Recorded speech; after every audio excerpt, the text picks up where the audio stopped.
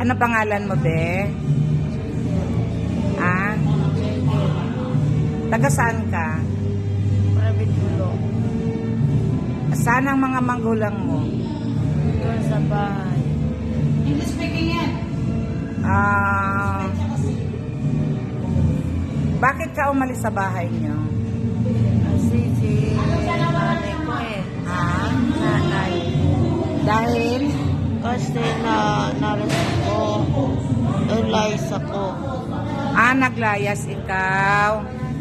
Pero alam mo bahay niyo? Opo. Uwi ikaw, ha? You go home to your home, ha? Maybe your mother looking to... they are looking you, they are finding you, ha? Sige, uwi na ikaw, ha?